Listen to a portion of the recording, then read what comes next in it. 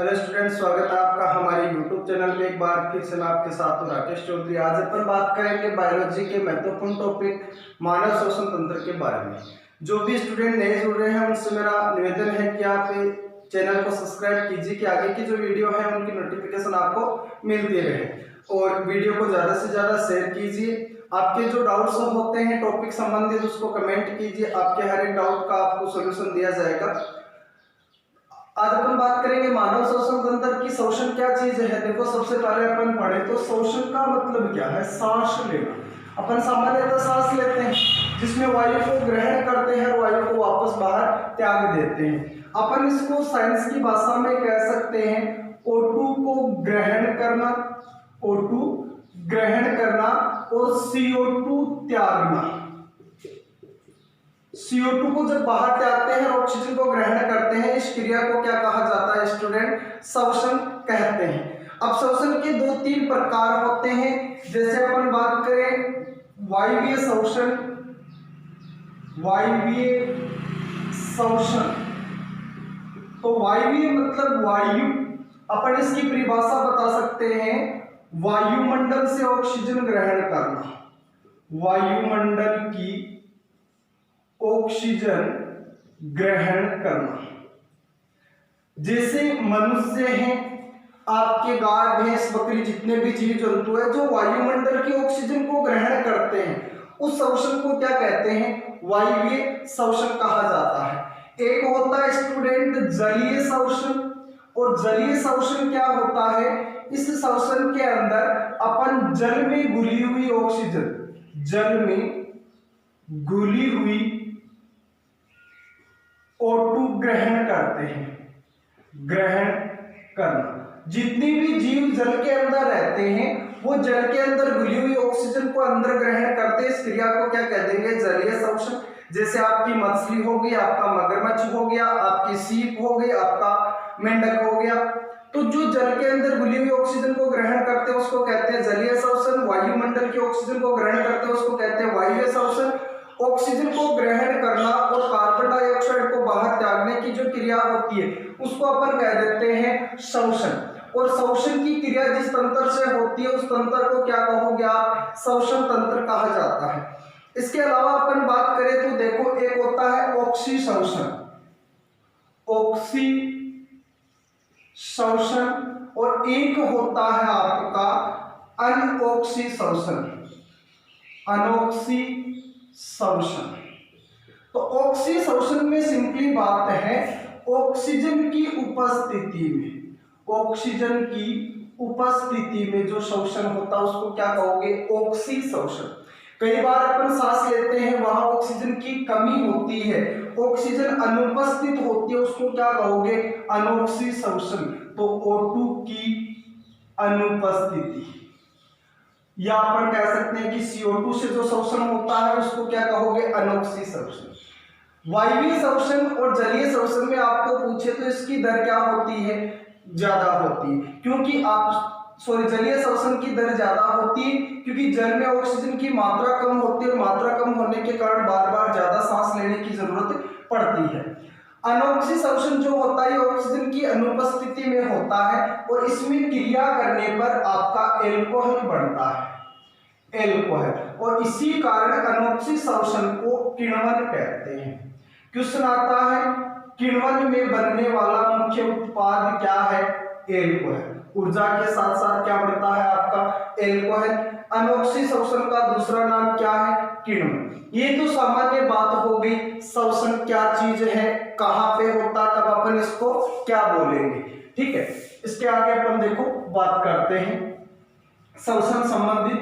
तो एक बार अपन ऑक्सीजन ग्रहण करते हैं फिर ऑक्सीजन को वापस बाहर त्यागते हैं। इस प्रकार आपके श्वसन को दो भागों में बांटा जाता है। वो किस प्रकार से बांटा जाता है? देखिए कि जब अपन ऑक्सीजन ग्रहण करते हैं उसको बोलते हैं निःश्वसन, निःश्वसन। निःश्वसन का मतलब होता है वायु को अंदर ग्रहण करना। निःश्वसन में क्या होता है? O2 ग्रहण, O2 को क्या करते हैं? ग्रहण। और ये क्रिया कैसी होती है? सक्रिय क्रिया, सक्रिय क्रिया, सक्रिय क्रिया होती है। ये सक्रिय कर्म होता है, इसमें कोई ना कोई रिजल्ट अपन को ऊर्जा मिलती है, इसी कारण इसको सक्रिय कहते हैं। ऑक्सीजन को ग्रहण करना कहलाता है आपका निःशोषण, और इस क्रिया में आपको समय लगता है 2 सेकंड। निःशोषण की क्रिया में कितना समय लगता है स्टूडेंट? 2 सेकंड। ऑक्सीजन ग्रहण करने में कितना समय लगता है? 2 सेकंड। एक होता है उत्शोषण। उत्शोषण इसकी विपरीत होगा CO2 को त्यागना। CO2 त्यागना। जब CO2 त्यागी जाती है उसको बोलते हैं अपन उत्शोषण, और ये किस प्रकार की क्रिया होती है? निष्क्रिय। निष्क्रिय। तो ये सक्रिय क्रिया होती है, ये कैसी होती है? निष्क्रिय क्रिया होती है। निष्क्रिय क्रिया होती है, और इसमें समय कितना लगता है? 3 सेकंड। तो यहां पे देखना, उत्शोषण में 3 सेकंड, निःशोषण में 2 सेकंड।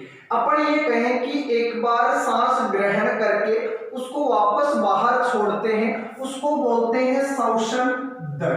ये दोनों को मिलाकर एक क्या होगी? शोषण दर। एक बार ऑक्सीजन ग्रहण करके CO2 को वापस बाहर त्यागना क्या कहलाता है? शोषण दर। और इस शोषण दर में टोटल टाइम कितना लगता है? 5 सेकंड। तो एक शोषण दर में कितना टाइम लगता है? एक सांस की क्रिया पूरा करने में कितना टाइम लगता है? 5 सेकंड, जिसमें 3 सेकंड हो गई आपके उत्शोषण की और 2 सेकंड किसकी हो गई? निःशोषण की। कई बार ये क्वेश्चन आता है कि मनुष्य श्वसन के दौरान कौन सी गैस ज्यादा ग्रहण करता है? कौन सी गैस ज्यादा ग्रहण करता है? वैसे अपन देखें तो अपन तो ये बोलेंगे कि भाई ऑक्सीजन ग्रहण ज्यादा होती है, लेकिन ऑक्सीजन का उपयोग होता है, ऑक्सीजन क्रिया में ली जाती है। और वैसे यदि आपको कोई पूछे कि कौन सी गैस ज्यादा ग्रहण की जाती है, तो नाइट्रोजन गैस अंदर ग्रहण ज्यादा की जाती है। क्यों की जाती है? क्योंकि वायुमंडल में सबसे ज्यादा कौन सी गैस है? 78% आपकी कौन सी पाई जाती है? नाइट्रोजन। तो अपन ये तो है नहीं कि सिर्फ ऑक्सीजन ही ग्रहण करेंगे, अपन तो पूरी वायु ग्रहण करते हैं, उसमें से ऑक्सीजन को काम में लिया जाता है। तो पूरी अंदर वायु ग्रहण करेंगे तो कौन सी गैस ज्यादा ग्रहण होगी? नाइट्रोजन। और कौन सी गैस सबसे ज्यादा बाहर छोड़ी जाएगी ये पूछे तो नाइट्रोजन। काम में कौन सी लेते हैं? ऑक्सीजन। और काम में लेने के बाद श्वसन क्रिया में कौन सी नई गैस बढ़ती है? तब आप क्या बता दोगे? Carbon dioxide. ठीक है, ये सिंपली बात हो गई श्वसन के बारे में। तो अपन ने देखा कि एक श्वसन दर में लगभग कितना टाइम बताया? 5 सेकंड। क्वेश्चन आता है 1 मिनट में एक वयस्क व्यक्ति जो 12 साल से ज्यादा उम्र हो, वयस्क व्यक्ति की श्वसन दर कितनी होती है? 12 से 14 बार। एक सामान्य व्यक्ति जिसको कोई रोग नहीं है, वो 1 मिनट में कितनी बार सांस लेता है? 12 से 14 बार सांस लेता है। यदि आपको कोई पूछे कि एक बच्चा 1 मिनट में कितनी बार सांस लेता है, एक बच्चे की श्वसन दर पूछी, तो एक बच्चा 1 मिनट में लगभग कितनी बार श्वसन लेता है? 40 बार। और यदि आपको पूछे कि एक बूढ़ा व्यक्ति एक कोई प्रौढ़ व्यक्ति है, वो 1 मिनट में कितनी बार सांस लेता है, तो एक बूढ़ा व्यक्ति 1 मिनट में 25 बार सांस लेता है। यह श्वसन की दर। श्वसन दर, एक सांस में अपन टाइम लगता है 5 सेकंड, तो 1 मिनट में कितनी श्वसन दर हो जाएगी? 12 से 14। एक सामान्य व्यक्ति की, एक बच्चा 1 मिनट में कितना सांस लेगा? 40 बार। और एक बूढ़ा व्यक्ति 1 मिनट में कितनी बार सांस लेता है? लगभग 25 बार सांस की क्रिया करता है। कभी कभी जब अपन सांस लेते हैं तो आपको दर्द होने लगता है गले में या फेफड़े में या नाक में, कहीं पर भी। और कई बार अपन सांस लेते तो दिक्कत नहीं आती, जैसे अपन सामान्य सांस ले रहे हैं तो सामान्य सांस ले लिया, और एक सांस लेते तब दर्द होता है। तो सामान्य श्वसन क्रिया तो सामान्य श्वसन क्रिया को क्या कहा जाता है? सामान्य श्वसन क्रिया को कहते हैं यूनोइया। साधारण श्वसन क्रिया को क्या कहोगे आप? यूनोइया। और दर्द युक्त श्वसन क्रिया युक्त श्वसन क्रिया, युक्त श्वसन क्रिया कि जिस सांस की क्रिया में आपको दर्द होता है उस श्वसन क्रिया को क्या कहोगे आप, याद रखना, डिस्मिया। डिस्मिया। तो डिस्मिया क्या होता है, वह श्वसन क्रिया जिसके अंदर आपको तकलीफ होती है सांस लेने में, उसको कहोगे डिस्मिया। और जब आपको सांस लेने में कोई तकलीफ नहीं होती, सामान्य आप सांस ले रहे हो, उसको क्या कहते हैं, यूनोक्सिया। ये सिंपल बात थी। इसके अलावा कई बार आपके क्वेश्चन आते हैं कि अपन कितना जो सांस होता है उससे ऊर्जा कितनी मिलती है। ऊर्जा श्वसन क्रिया से 38 एटीपी ऊर्जा प्राप्त होती है। श्वसन क्रिया में कितनी ऊर्जा मिलती है, ये क्वेश्चन आता है, तो इसका आंसर क्या होगा स्टूडेंट, 38 एटीपी। श्वसन क्रिया में कुल ऊर्जा मिलती है 38 एटीपी। कई बार एटीपी की फुल फॉर्म पूछ लेते हैं, तो एटीपी की फुल फॉर्म होती है एडिनोसिस। एडिनोसिस, ए का मतलब, टी का मतलब होता है ट्राई, पी का मतलब होता है फॉस्फेट। फॉस्फेट, एडिनोसिस ट्राइफॉस्फेट पूरा नाम होता है एटीपी का। और एक एटीपी बराबर 7.3 कैलोरी ऊर्जा होती है। एटीपी को कैलोरी में बदला जाए तो एक एटीपी बराबर कितना होता है, 7.3। एटीपी ऊर्जा का एक मात्रक है जो कैलोरी से बड़ा होता है। ऊर्जा का ऐसा ही मात्रक कैलोरी होता है, कैलोरी से बड़ा मात्रक होता है एटीपी। एक एटीपी बराबर पूछे तो 7.3 कैलोरी होता है। और ऊर्जा जो है आपकी एक श्वसन के अंदर, श्वसन क्रिया में आपको लगभग कितनी ऊर्जा मिलती है, 38 एटीपी ऊर्जा मिलती है। एटीपी का पूरा नाम एडिनोसिस ट्राइफॉस्फेट होता है। यहाँ तक किसी को कोई दिक्कत नहीं होनी चाहिए, सामान्य बात थी। अब अपन बात करेंगे स्टूडेंट तंत्र के बारे में। जो अपने एक चित्र बना रखा है डायग्राम, उसमें आपके कौन कौन से अंग काम में आते हैं उसके बारे में अपन बात करेंगे। तो पहला क्वेश्चन यही बनता है, यहां से आगे अपन बढ़ते हैं। तो श्वसन तंत्र के अंग कौन कौन से हैं, निम्न में से कौन सा अंग श्वसन तंत्र का है। तो श्वसन तंत्र के अंग आपको पूछे तो श्वसन तंत्र के अंग होते हैं, एक होता है स्टूडेंट नासाद्वार। नासाद्वार, ये आपके नाक के आगे के जो छेद है वो नासाद्वार। एक एक की अपन साथ में बात नहीं कर सकते, बाद में बात करेंगे। एक होता आपका नासिका, नाक के पीछे का ये वाला भाग, यहाँ आपके कंठ तक का जो भाग होता है उसको क्या कहोगे आप, नासिका। एक होती है स्टूडेंट श्वसनी, एक होती है श्वसनिका, एक होती है आपकी श्वसनिकाएं, फिर आपके फेफड़े, फिर आपकी कुपिका और लास्ट में आपका डायफ्राम। एक एक की अपन बात करेंगे। पहले एक क्वेश्चन आ जाता है कि निम्न में से श्वसन तंत्र के अंग कौन से हैं, तो ध्यान रखना नासाद्वार, नासिका, श्वसनिका, श्वसनिकाएं, फेफड़े, कुपिका और डायफ्राम। अब देखो अपन बात करें आगे एक एक अंग की। पहला अपन अंग लेते हैं यहां से नासाद्वार। तो नासाद्वार क्या चीज है उसके बारे में अपन चर्चा करते हैं।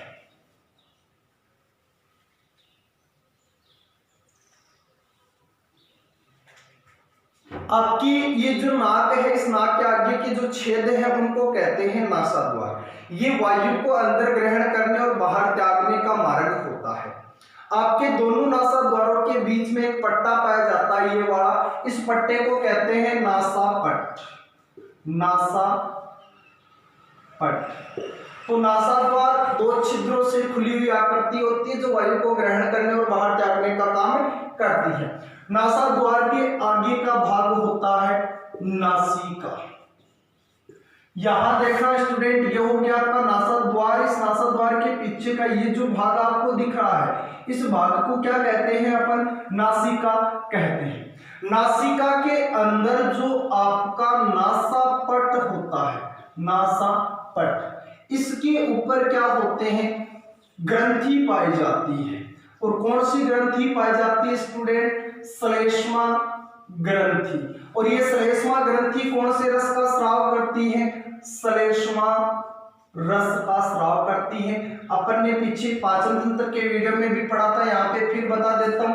ये श्लेष्मा रस क्या करता है, ये श्लेष्मा रस आपकी नासिका को सूखने से बचाता है, चिकना बनाए रखने का काम करता है। किसी भी शरीर के अंग की अपन चिकने की जहां जहां बात करेंगे वहां 99% कौन सा रस पाया जाएगा? श्लेष्मा रस। तो नासिका के अंदर कौन सी ग्रंथि पाई जाती है? श्लेष्मा ग्रंथि। ये कौन से रस का स्राव करती है स्टूडेंट? श्लेष्मा रस का स्राव करती है। श्लेष्मा रस क्या काम करता है? आपकी नासिका को सूखने से बचाता है। इसके आगे अपन बात करें तो आपकी श्लेष्मा ग्रंथि पर सूक्ष्म छिद्र होते हैं। ये जो सूक्ष्म छिद्र हैं उन सूक्ष्म छिद्रों को कहते हैं घ्राण केंद्र। घ्राण केंद्र। आपके क्वेश्चन आता है हमें गंध का ज्ञान कहां से होता? तो ये किसका काम करते हैं? गंध का ज्ञान। सुगंध है, दुर्गंध है, कैसी खुशबू है, जैसे बगीचे के पास से निकलते हैं बगीचे की खुशबू आती है, जैसे किसी मरे हुए जानवर के पास से गुजरते हैं उस जानवर की खुशबू आती है, दुर्गंध आती है। सॉरी, जब अपन नाक को बंद कर लेते हैं तो वो दुर्गंध आना बंद हो जाती है। क्यों नहीं आती? क्योंकि हमें गंध का ज्ञान कौन करवाता है? आपका घ्राण केंद्र। गंध का ज्ञान कौन करवाता है? आपका घ्राण केंद्र करवाता है। और ये घ्राण केंद्र यदि अपन नाक को बंद कर लेंगे तो अपन को गंध का पता नहीं चलेगा। क्वेश्चन आता है श्लेष्मा ग्रंथि द्वारा एक दिन में कितने श्लेष्मा रस का स्राव होता है? तो याद रखना आधा लीटर। एक दिन में आपकी नासिका के अंदर कितना श्लेष्मा रस बढ़ता है? आधा लीटर। जब आपको सर्दी जुकाम लग जाती है, सर्दी जुकाम जब लगती है तो आपकी ये श्लेष्मा ग्रंथि फूल जाती है, इससे श्लेष्मा रस ज्यादा स्राव होता है, शेडो जिसको अपन बोलते हैं, तो वो शेडो बढ़ने लगता है। शेडो श्लेष्मा रस का ही रूप होता है। तो सर्दी जुकाम के समय श्लेष्मा ग्रंथि क्या करती है स्टूडेंट? फूल जाती है। और फूलने से ये छिद्र क्या हो जाएंगे? आपके बंद। सर्दी जुकाम के समय ये ग्रंथि फूल जाती है, छिद्र बंद हो जाते हैं। छिद्र बंद हो गए मतलब आपके घ्राण के अंदर क्या हो जाते हैं? बंद। और आपको सर्दी जुकाम के समय गंध का ज्ञान नहीं होता, किसी प्रकार की गंध का पता नहीं लगा सकते। क्यों नहीं लगा सकते? क्योंकि आपके घ्राण के अंदर क्या हो जाते हैं? बंद हो जाते हैं। इसके अलावा अपन बात करें तो श्लेष्मा ग्रंथि की हो गई कि आधा लीटर स्रावित होती है एक दिन के अंदर, और सर्दी जुकाम के समय ये क्या हो जाती है स्टूडेंट? आपकी फूल जाती है। सर्दी जुकाम के समय में गंध का ज्ञान नहीं होता। तो ये बात होगी आपकी नासिका पार्ट। इसके अलावा नासिका में रोम पाए जाते हैं, छोटे छोटे बाल पाए जाते हैं। ये बाल क्या करते हैं? जब अपन वायु ग्रहण करते हैं उस वायु में जो भी धूल मिट्टी के कण होते हैं उनको हमारे शरीर में जाने से रोकने का काम कौन करते हैं? नासिका के अंदर जो सूक्ष्म रोम पाए जाते हैं वो करते हैं। कोई दिक्कत नहीं होनी चाहिए भाई, सभी को पता नाक के अंदर आपके छोटे छोटे बाल पाए जाते हैं जो धूल मिट्टी को रोकने का काम करते हैं। ये बात हो गई स्टूडेंट नासिका की। नासिका के आगे भाग आता है आपका कंठ, जिसको अपन ने लेरिंग्स बोलते हैं, मनुष्य का स्वर यंत्र बोलते हैं, या अपन इनको नासिक ग्रसनी भी बोलते हैं।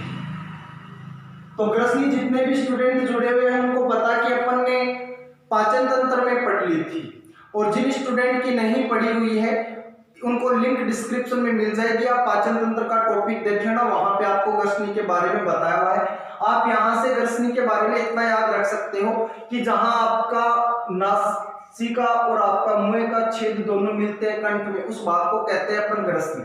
और ग्रसनी वायु को फेफड़ों में भेजने का काम करती है और भोजन को आमाशय में भेजने का काम करती है। तो ग्रसनी टॉपिक आप पाचन तंत्र के अंदर देख लेना, काम इतना ही है, ये वायु को आपके फेफड़ों में भेजने का काम करती है। ग्रसनी के जस्ट नीचे ये देखो, यहाँ पे आपको एक नली दिख रही है, और ये नली जो होती है इसकी लंबाई होती है 12 सेंटीमीटर। उस नली को कहते हैं श्वसनी। तो सबसे पहली बात, श्वसनी की जो लंबाई होती है वो लंबाई कितनी होती है? 12 सेंटीमीटर। ये आपकी ग्रसनी से लेकर आपके फेफड़ों के बीच पाई जाने वाली एक नली होती है। क्वेश्चन आता है कि आपकी श्वसनी में किस आकार के छल्ले पाए जाते हैं? तो आपकी इंग्लिश का जो सी होता है, सी आकार के छल्ले। किस आकार के छल्ले पाए जाते हैं? सी आकार के छल्ले पाए जाते हैं। क्योंकि अपन पढ़ते हैं कि किसी भी खाली चीज में वायु होती है, और जिस चीज में वायु नहीं होती वो पिचक जाती है। तो आपकी वायु की अनुपस्थिति में श्वसनी को पिचकने से रोकने का काम कौन करते हैं? ये सी आकार के छल्ले करते हैं। और तो क्वेश्चन ये बढ़ता है कि सौसनी में किस आकार के छल्ले पाए जाते हैं? सी आकार के। इसकी लंबाई कितनी होती है? 12 सेंटीमीटर। यहाँ पे देखना आप कि सौसनी से ऊपर ये जो ग्रसनी है उस भाग में एक फुला हुआ हिस्सा होता है और ये विशेष तौर से नर में होता है। नर की जो सौसनी है वो ग्रसनी के पास यहाँ आपके कंठ में कुछ फुली हुई होती है। ये जो फुली हुई संरचना होती है उसको बोलते हैं अपन Adam's apple. Adam's apple. Adam's apple जिसको अपन सामान्य भाषा में क्या कहते हैं? टेटुआ। अरे सुना होगा कि टेटुआ दबा दूंगा, देखो टेटुआ दबा दूंगा मतलब आदमी मर जाएगा। होता टेटुआ सभी पे है लेकिन नर में ये ज्यादा फुला हुआ होता है। आपकी ग्रसनी के जस्ट नीचे सौसनी नर के अंदर कुछ फुली हुई होती है और इस फुली हुई संरचना को क्या कहोगे आप? एडम्स एपल या फिर क्या कहा जाता है? आपका टेटुआ कहा जाता है। ये जो टेटुआ होता है ये नर का द्वितीयक गौण लैंगिक अंग है। नर का द्वितीयक गौण लैंगिक अंग है। गौण लैंगिक अंग वो होते हैं जो एक विशेष प्रकार के होते हैं जो सिर्फ एक ही लिंग के अंदर पाए जाते हैं। द्वितीयक मतलब द्वितीय अवस्था में लगभग 12 से 14 वर्ष की आयु के बाद आपके शरीर में जो जो परिवर्तन होते हैं, जो जो नए अंग आते हैं उनको द्वितीयक अंग बोलते हैं। ठीक है, तो एडम्स एपल नर का द्वितीय गौण लैंगिक अंग है। महिलाओं में यह नहीं होता है, कुछ कम होता है, बच्चों में भी ये नहीं पाया जाता है। होता क्या यहाँ पे आपकी सौसनी खुली हुई होती है उसको कहते हैं एडम्स एपल या टेटुआ। ठीक है, इसमें कोई दिक्कत नहीं आनी चाहिए। नर का द्वितीय गौण लैंगिक अंग होता है, सिर्फ नर के अंदर ही पाया जाता है। इसका आकार रिंग के नुमा होता है। जो आपकी रिंग नहीं होती क्या गोल, इस प्रकार रिंग के समान इसका क्या होता है? आकार होता है। ये बात हो गई स्टूडेंट आपकी सौसनी की।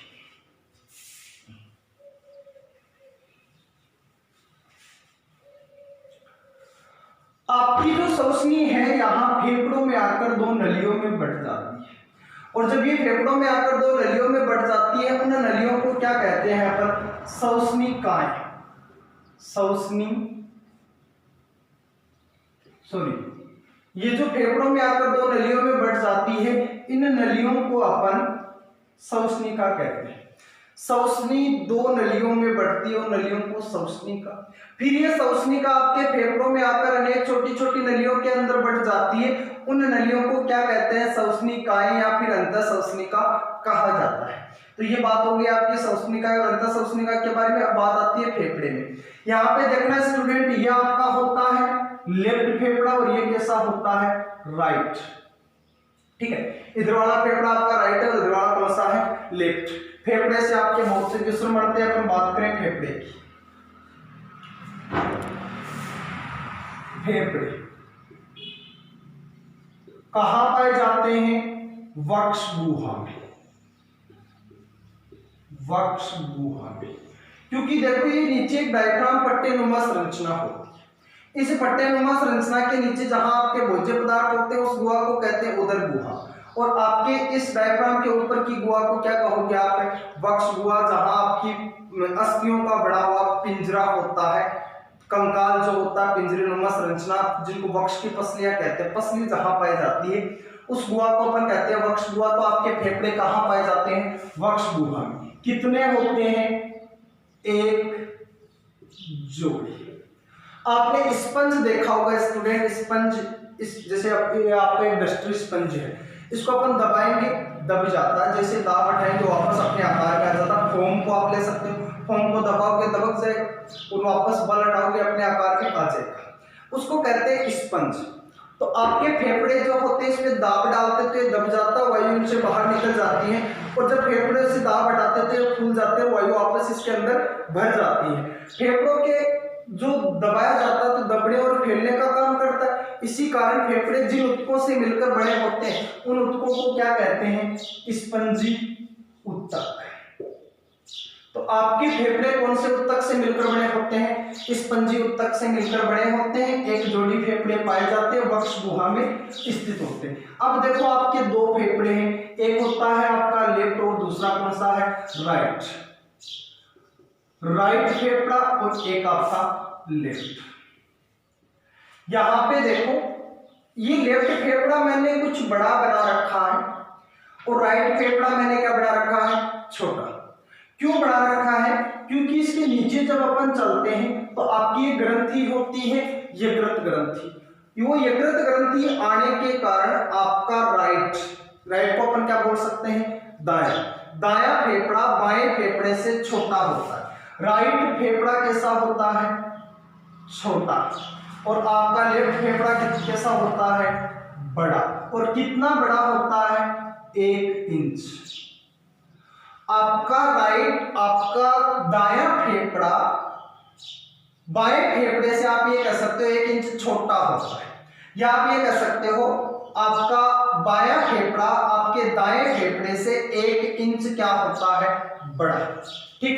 इसके अलावा अपन बात करें तो पिंड, देखो यहां पे ये जो नली है, ठीक है, ये नली जो होती है जिनको अपन श्वसनिकाएं कहते हैं, ये इस प्रकार से नहीं होती, ये अंदर ऐसे पिंड बनाए रखती है। पिंड का मतलब आप समझ सकते हो गुच्छा बनाए हुए रखती है। ठीक है, तो आपकी बाएं फेफड़े में 3 गुच्छे होते हैं, सॉरी बाएं फेफड़े में 2 गुच्छे होते हैं और दाएं फेफड़े में कितने होते हैं, 3। तो आपके राइट फेफड़े में कितने पिंड या कितने गुच्छे पाए जाते हैं, 3 गुच्छे पाए जाते हैं श्वसनिकाओं के। और आपके लेफ्ट फेफड़े में 2 पिंड पाए जाते हैं। तो इन नलियों के आपके लेफ्ट फेफड़े में 2 पिंड होते हैं, इसमें 3 पिंड ज्यादा हो गया तो इस फेफड़े का द्रव्य ज्यादा हो गया, पदार्थ ज्यादा हो गया। पदार्थ ज्यादा होने के कारण आपका राइट फेफड़ा छोटा तो होता है, लेकिन इसका वजन जो होता है वो लेफ्ट से ज्यादा होता है। राइट फेफड़े का वजन होता है आपका 23 ओस। राइट फेफड़े का वजन कितना होता है, 23 ओस। और आपके लेफ्ट फेफड़े का वजन कितना होता है स्टूडेंट, 19 ओस। 19 ओस। तो आपकी राइट फेफड़े का वजन ज्यादा होता है लेफ्ट फेफड़े से। क्यों होता है, क्योंकि इसमें 3 पिंड पाए जाते हैं, इसमें कितने पिंड पाए जाते हैं, 2 पिंड पाए जाते हैं। समझ में आ गई। आगे अपन बात करें, यहाँ पे देखना ओस से आपको समस्या हो तो देखो ओस वजन का एक मात्रक होता है जो आपकी ग्राम से बड़ा होता है, ग्राम से बड़ा। आपकी एक ओस में 28.35 ग्राम वजन होता है।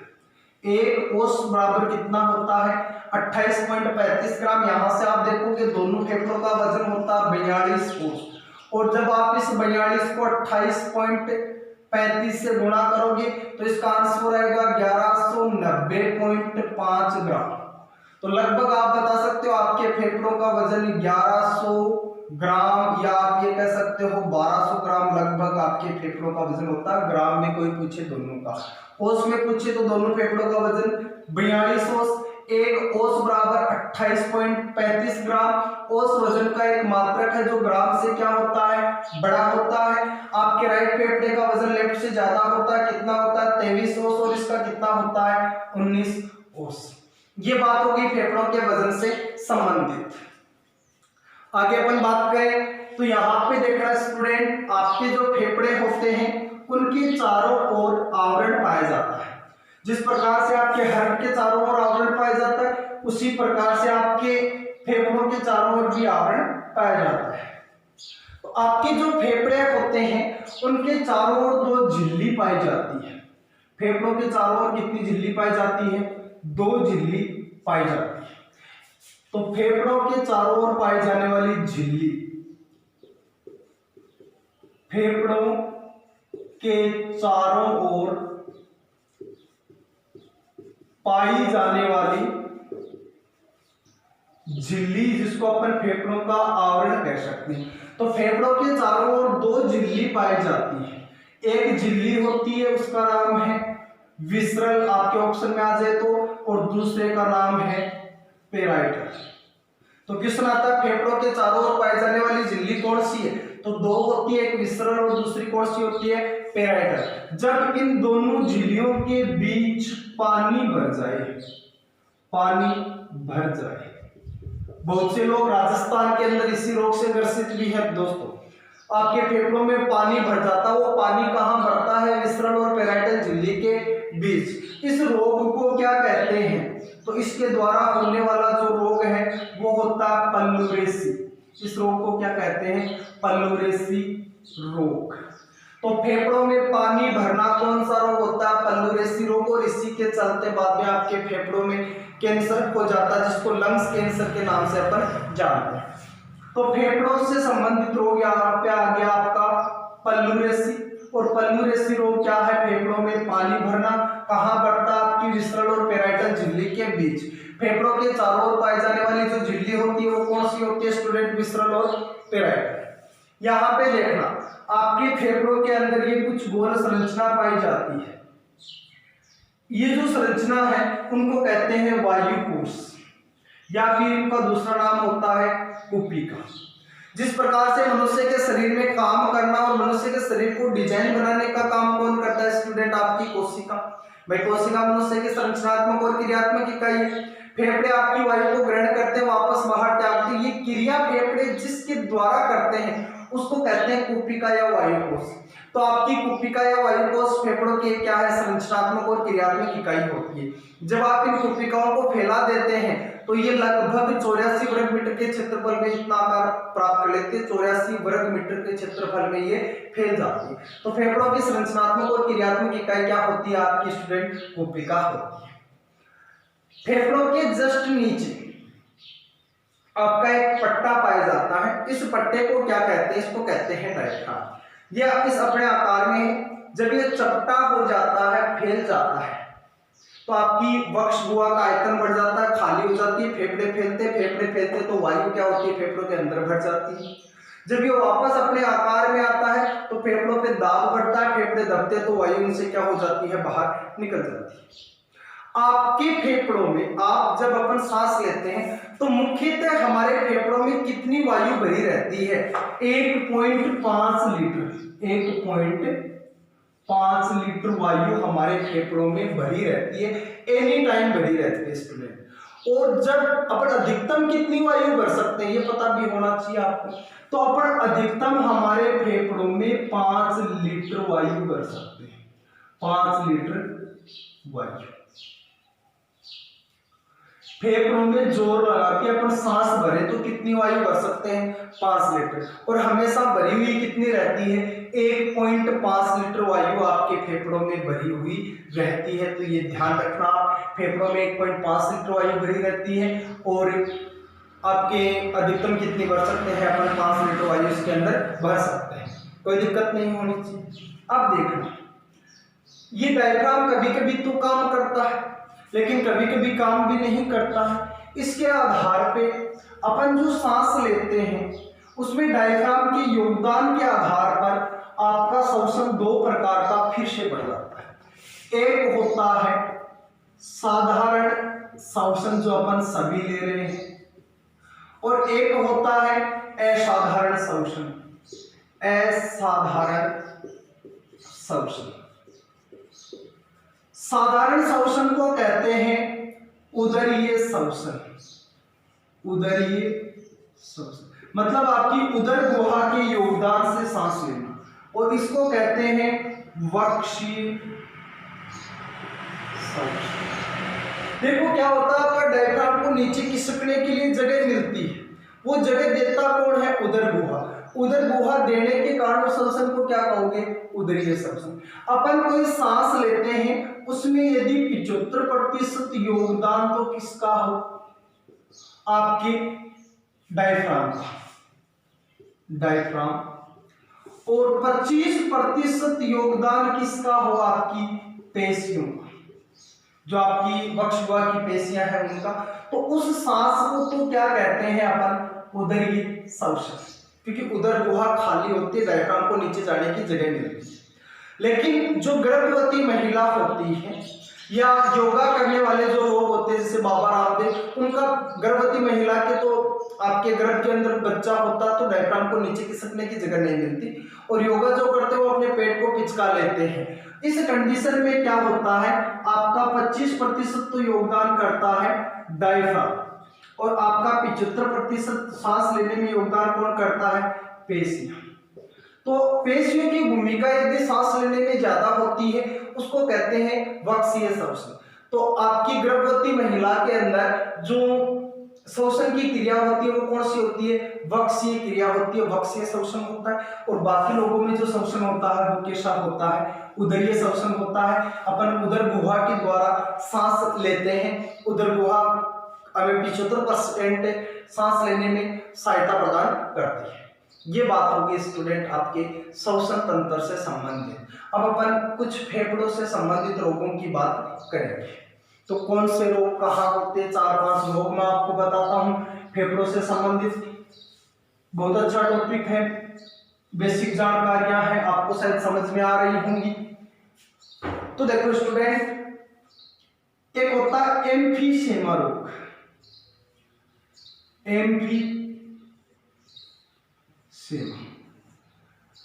सारे के सारे रोग फेफड़ों से संबंधित और सभी से आगे चलकर आपकी एक सिर्फ अस्थमा रोग को छोड़कर आपको सांस लेने में तकलीफ होती है। सांस लेने में तकलीफ लेने के बाद में आगे चलकर यदि अपन ज्यादा उपयोग करते हैं तो वो कैंसर बढ़ती है। एम्फीसेमा रोग किससे होता है? अधिक सिगरेट पीने से। अधिक सिगरेट पीने से। तो सिगरेट पीने से कौन सा रोग होता है फेफड़ों का? एम्फीसेमा रोग होता है, सांस लेने में तकलीफ होती है। एक होता है फाइब्रोसिस। फाइब्रोसिस आप याद रख सकते हो, फाइब्रो, फाइबर से आप फाइबर, और फाइबर क्या होता है आपका? रेशा, जैसे कॉटन। कॉटन की फैक्ट्री, कॉटन की फैक्ट्री में काम। कोई भी व्यक्ति कॉटन की फैक्ट्री में काम करता है, उसको सांस लेने में तकलीफ होती है, तब उसको जो रोग होता है कॉटन के कारण, उसको क्या कहते हैं? फाइब्रोसिस। एक होता है सिडेरोसिस। सिडेरोसिस तो कोई भी व्यक्ति लोहे की फैक्ट्री में काम करता है, लोहे की फैक्ट्री में काम करने वाले लोगों को फेफड़ों से संबंधित जो रोग होता है उसको बोलते हैं सिडेरोसिस। कॉटन की फैक्ट्री में काम करने वाले को जो रोग होता है उसको क्या बोलते हैं? फाइब्रोसिस। और आपकी एम्फीसेमा, अधिक सिगरेट पीने से होने वाला रोग कौन सा होता है? एम्फीसेमा। इसके अलावा सिलिकोसिस।